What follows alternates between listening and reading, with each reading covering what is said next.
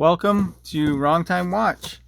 My name is Kevin, and today we have a watch unboxing. It's quite a large box, so I'm not able to open it up on the table here. I did already pre-cut the box. So we have two watches in here. Well, actually, they're both from Saltzman's.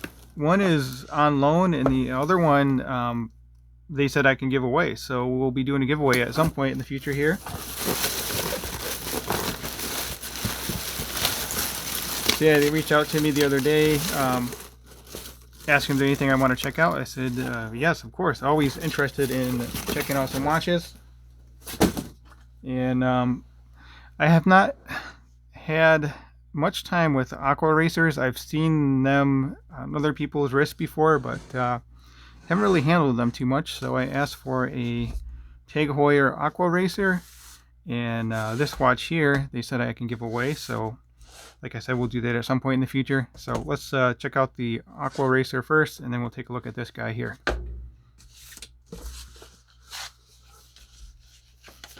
So let's slide off the outer sleeve. Yeah, I really appreciate them sending over these watches for us to check out.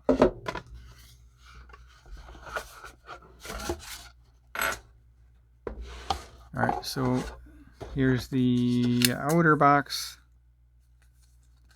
Some information here, the model number, I guess.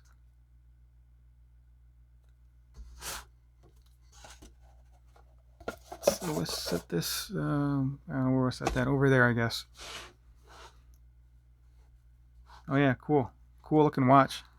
Two-tone. I think two-tone is coming back. I know I have at least one two-tone watch. I bought it a long time ago. Probably 15 years ago. So yeah, cool looking watch. The stickers and stuff need to stay on. It's no watch that they're selling, so I'm not going to take off the stickers or anything like that. So very nice.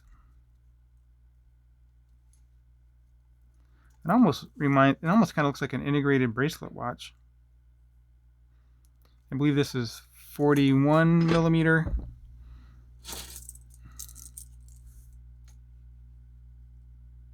It looks about right.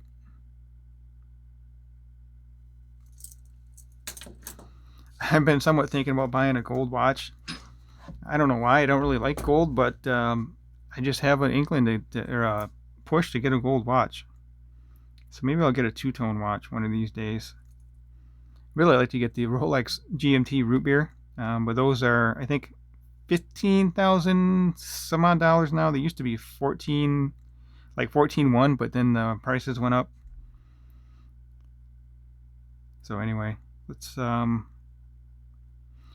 this up.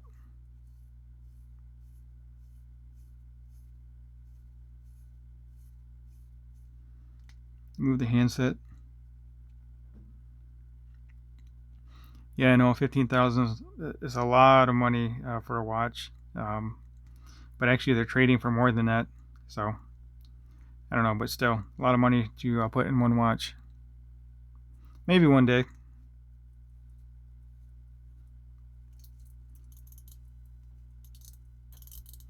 Almost doesn't look like the bezel even turns. It looks like a piece of jewelry or ornamentation or something.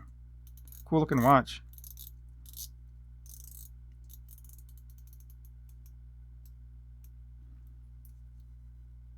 So I've always preferred a coin edge bezel, such as the Rolex Submariner, but the Omega Seamaster has kind of a scalloped bezel, and then the Aquaracer has always had this type of bezel, at least for as long as I can remember.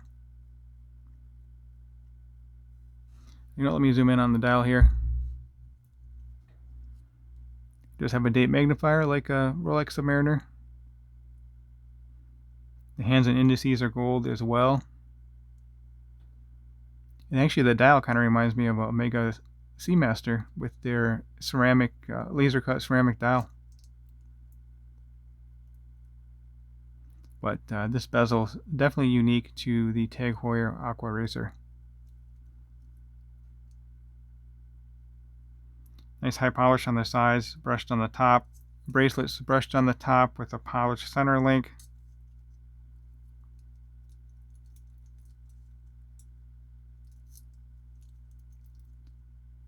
I'll have to look at pictures. I really don't want to take that off. I'm assuming this has gold on it as well.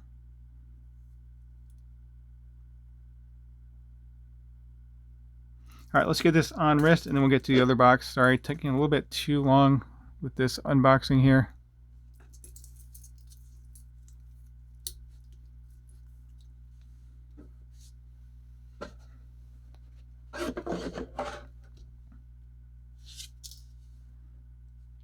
Anyway, guys, let me know what you guys think of this watch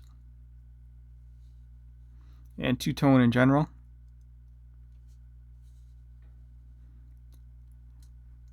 I know Rolex with the new Explorer, the new 36mm Explorer, I think it was it last year now they came out with that, with the two-tone?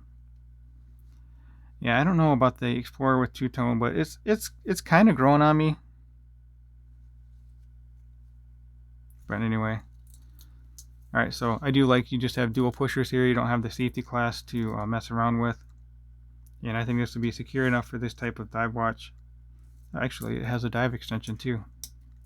So, yeah, the stamped dive extension kind of cheapens it up for me.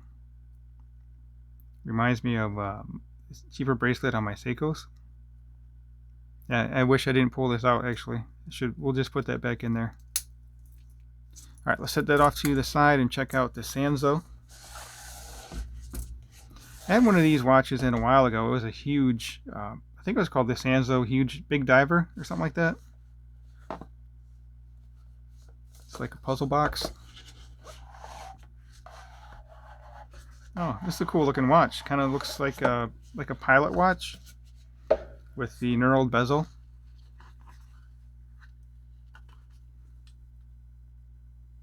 It's pretty lightweight. It is quartz, obviously. You can see the second hand ticking away. But looking forward to spending a little bit of time with this, and then we'll give this one away here in the near future.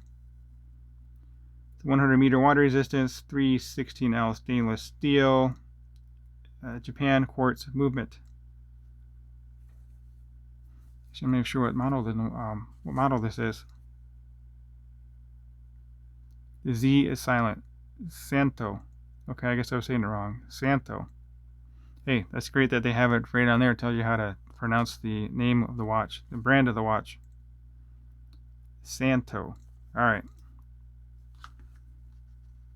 Okay, push-pull crown. And a date there as well. How this will work with all my bright lights. I guess you can see kind of the lume there. It looks like it's got a good amount of lume actually. Alright, let's look at the back of the TAG Heuer again, and then we'll close out the video. As always, appreciate you guys watching. If you haven't subscribed yet, please hit that subscribe button. Greatly appreciate it. Swiss made since 1860. That would be Heuer. Automatic, 300 meter water resistance. This is actually pretty thin for being 300 meter water resistance. I guess it's probably about 12 millimeter thick. So anyway, that will conclude this video. As always, thank you for taking the time and thank you for watching.